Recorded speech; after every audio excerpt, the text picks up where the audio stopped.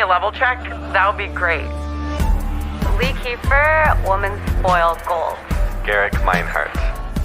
I'm Elizabeth Beisel, two-time Olympic medalist, and I'm jumping the press ropes to take you inside the Olympic Village, some of the most interesting and exclusive places of the 2024 Paris Olympic Games. We'll talk to the athletes about pretty much anything and everything other than winning medals. The quirky little details of daily Olympic life that only the athletes themselves know about, because it isn't all nail-biting pressure and medal ceremonies. Okay, cool. We'll get started in 3, 2, 1. iHeartRadio is the exclusive audio home of NBC's coverage of the 2024 Paris Olympics. It's the only way to listen to exclusive NBC play-by-play action of the Games, plus NBC's top Olympic moments and live hourly updates from Paris. Bring the Summer Games with you everywhere you go. Download the free iHeart app now and enable push notifications for live updates from Paris. This is going to be the easiest one that you do. Oh my God. That's it. Congratulations, you're good. So for you, Lee, it was an all USA final yesterday. Are you friends with Lauren? Like, are you roommates with her? Does it get like awkward when you're competing against each other? No, I'm about 10 years older than Lauren, so I have seen Lauren grow up and have all the success from a young age, as I was like literally in a different age category than her. So it's been fun in that capacity, and we get along. We're excited to fence team together, so only good vibes. That's awesome. For you guys in fencing, what is the normal like age range? Is there a certain point where you are kind of over the hill in your sport, or is it something that like you can just keep doing fencing forever? It's a little bit of a moving target. There might have been an athlete who's 15, and that's very young. Yeah.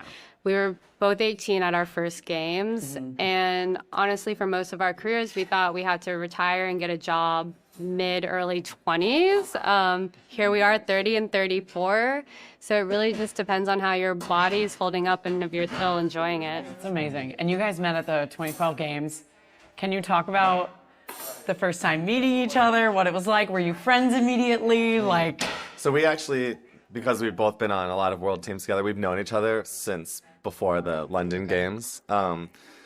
We like knew of each other. We weren't that close, but I think that year leading up to the Games, our friendship really grew, and we had more training camps, and we realized like all the similarities that we have and the shared interests, and yeah. Made sense. Yeah. Right time, right place, right person. Yeah. Made sense. I love when the universe does that. Yep. So when you guys did your outfitting, you both had like your own room with each other. Is that like, did you know that was gonna happen? Was that unexpected? They kind of surprise you with that? It's a power move. I like walk in there. I'm like, hey, we're married. Can we share a fitting room? And they're like, sure. Okay, weirdos. Wait, that's amazing. So that was like your ass. Yeah, it was my demand. Demand. It's like the only perk I could possibly get being married. Yeah, it's more just convenience for her, because she knows that like if we were in separate rooms, I'm gonna be waiting for her to look at every single piece of clothing that I put on, and trying to find out if it looks good or if I need a different size. So 100%. it just makes sense. You're like, I'm saving the people time. Yeah. I'm doing you all a favor. Yeah, You're welcome. Exactly. I would love to talk about your kits that you compete in. I'm definitely a fencing novice. So is there a kit that you specifically compete in versus one that you train in? And are they heavy? I'm assuming it's hot. Like, can you kind of go through the whole entire kit and the differences? Yeah, so I do have a practice set and a competition set, mostly because I get so disgusting in my practice stuff. I'll sit on the floor. It will just turn brown eventually. Yeah. But our competition stuff, we keep it beautifully pristine white, only wash it on cold and hang dry so we look good on the big stage.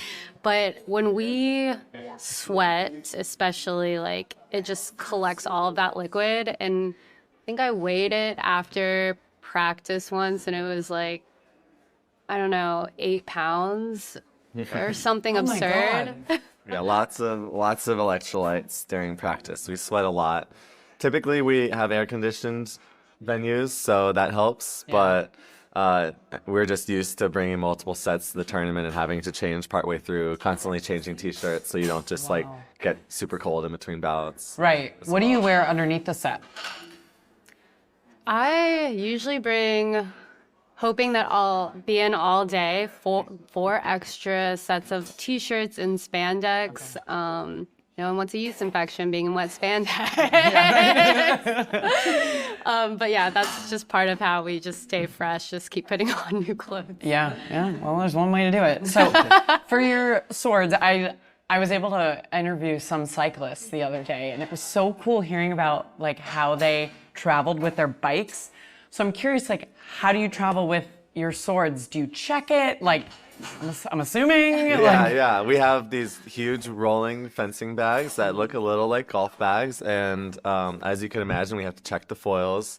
But other than that, they go through oversized, and it typically isn't too bad. Yeah. We've seen some other sports where they like pole vaulting and javelin. Those things get really long. Like our I can only fencing bags yeah. are manageable. Right. Yeah. How many foils are you bringing with you every trip? Normally, I like to have 5 foils and a few extra blades, but we have 7 foils because we meant business for the Olympics. Yeah, I would say so. That's probably good. Better to have extra than not enough.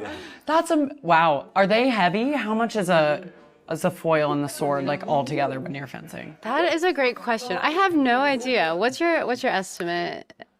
I have no idea either. Everyone I think is surprised by the fact that they are lighter than you would expect. Okay. Yeah. 2 to 3 pounds is my guess. That's pretty light. How long are they? I have all the. I I'm want to know really the quick. You're answers. like, I did this sport, and honestly, I don't know. Yeah, like, can you find out and get back to us? Like, would you say as long as, like, how tall you are?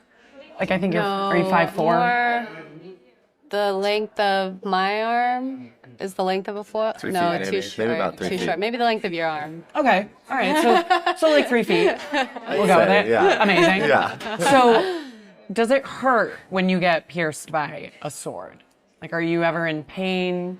So you can get bruises, but it doesn't hurt like people think. I would say the real risk of injury in our sport is just overuse, just all the repetition we do. There's a lot of chronic injuries. Yeah.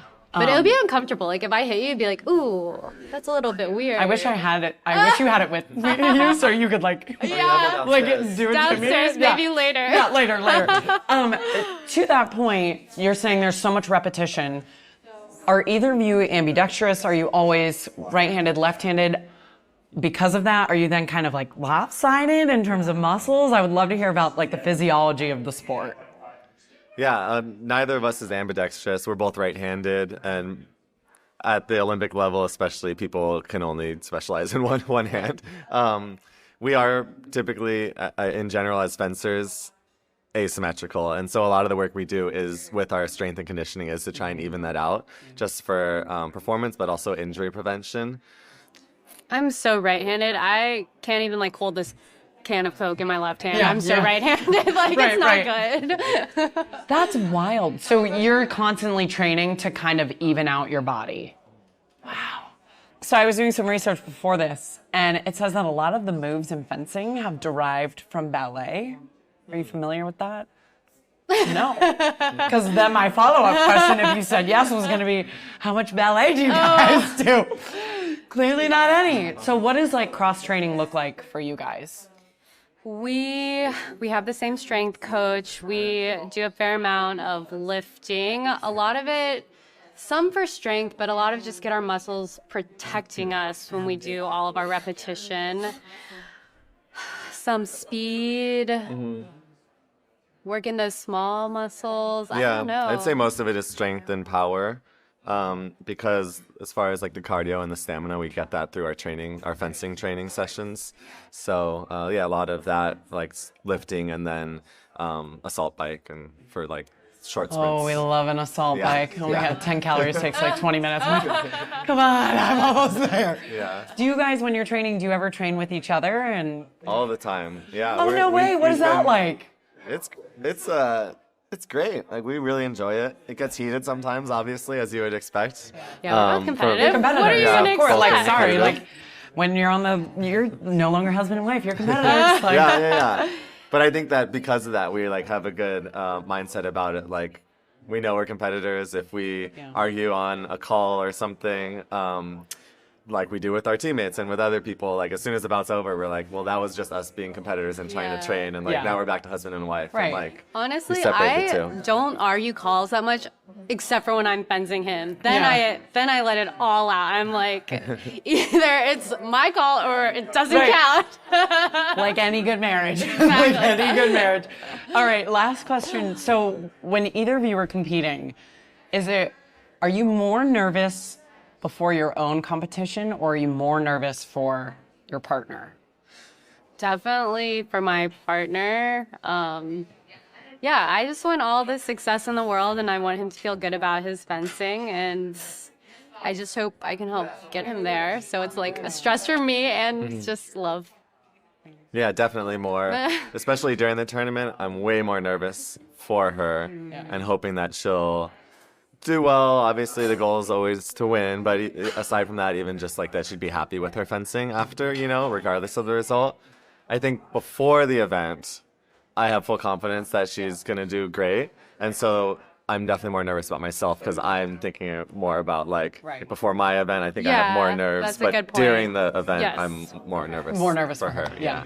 Garrick, Lee, thank you so much for stopping by. I know you have a busy day. It's only just getting started, but congratulations and best of luck to both of you from here and beyond. Thanks Thank you. for This is having fun. us. Yeah. Yeah, this was really nice. We're gonna leave now because Yeah. it can't get better. Yeah, you're done. And it's so, like, these kids, you're in sweats. Follow the show on the iHeart app, Apple Podcasts, Stitcher, Amazon Music, or your favorite podcast platform. And watch and listen to every moment of the 2024 Paris Olympic Games from July 26th through August 11th on NBC and Peacock, and for the first time ever on the iHeart app.